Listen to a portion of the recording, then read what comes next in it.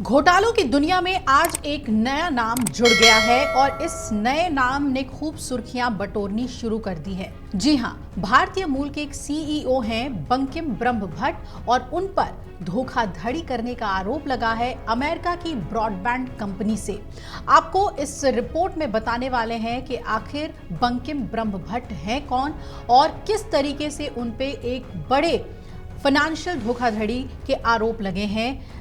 तो आपको बता दें कि अमेरिका की ब्रॉडबैंड टेलीकॉम और ब्रिज वॉइस कंपनी के भारतीय मूल के सीईओ बंकिम ब्रह्म भट्ट पर धोखाधड़ी करने के आरोप लगाए गए हैं और उन्होंने दुनिया की सबसे बड़ी निवेश कंपनी ब्लैक रॉक समेत कई ऋणदाताओं के साथ कथित तौर पर 50 करोड़ डॉलर्स की धोखाधड़ी की है।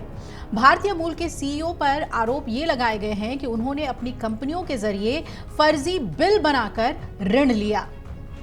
वॉल स्ट्रीट जर्नल की रिपोर्ट के मुताबिक अगस्त में यह मुकदमा दायर कर लिया गया था। हालांकि ब्रह्म भट्ट के वकील ने इन सभी आरोपों को सिरे से खारिज किया है। आपको बता दें कि निवेश समूह ब्लैक रॉक की निजी ऋण निवेश शाखा एचपीएस इन्वेस्टमेंट पार्टनर्स ने बंकिम ब्रह्म भट्ट के खिलाफ अगस्त में एक केस दर्ज कराया। एचपीएस का कहना यह है कि ब्रह्म भट्ट की कंपनियों को 2020 में इस शर्त पर कर्ज दिया गया था कि वो ग्राहकों से मिलने वाले बकाया रकम को गिरवी रखेंगे। अब आपको बता दें कि एचपीएस इन्वेस्टमेंट पार्टनर्स को इस साल की शुरुआत में ब्लैक रॉक ने खरीदा था। वही ऋणदाता कंपनी ब्लैक रॉक का दावा है कि जब बंकिम ब्रह्म भट्ट की कंपनियों के खातों की सत्यापन प्रक्रिया शुरू हुई तो ये पता चला कि ऋण की राशि भारत और मॉरिशस से जुड़े खातों में भेज दी गई थी। इसी रकम को गिरवी रखा जाना था। ब्लैक रॉक का यह भी आरोप है कि यह धोखाधड़ी पूरी योजना के साथ की गई। बंकिम ब्रह्म भट्ट को फाइनेंस करने में फ्रांस का एक बैंक बीएनपी पारिबास भी शामिल है और इस मामले पर वॉल स्ट्रीट जर्नल ने तो ये भी दावा कर दिया है कि एचपीएस ने सितंबर 2020 की शुरुआत में ब्रह्म भट्ट से जुड़ी फर्मों को ऋण देना शुरू कर दिया था। बाद में 2021 में कुल निवेश को 385 मिलियन डॉलर से बढ़ाकर अगस्त 2024 तक लगभग 430 मिलियन डॉलर्स कर दिया गया। इस बैंक ने ब्रह्म भट्ट की कैरियोक्स और अन्य सहायक कंपनियों को दिए गए कर्ज की लगभग आधी राशि फंडिंग की थी और इस कंपनी ने सितंबर 2020 में ब्रह्म भट्ट की दूरसंचार कंपनियों से संबंध कार्यक्रम से कम एक वित्त पोषण शाखा को ऋण देना शुरू किया। वॉल स्ट्रीट जर्नल की रिपोर्ट यह भी बता रही है कि जुलाई 2025 में धोखाधड़ी तब सामने आई जब एक एचपीएस कर्मचारी ने इनवॉइस सत्यापित करने के लिए इस्तेमाल किए गए ग्राहकों के ईमेल पतों में अनियमितता देखी।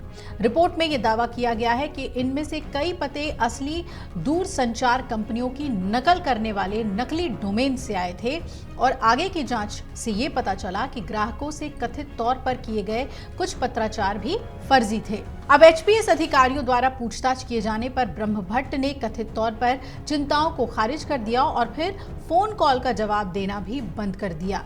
इसके बाद जब एक एचपीएस कर्मचारी ने ब्रह्म भट्ट की कंपनियों के कार्यालयों का दौरा किया तो उन्हें कंपनियों के परिसर बंद मिले।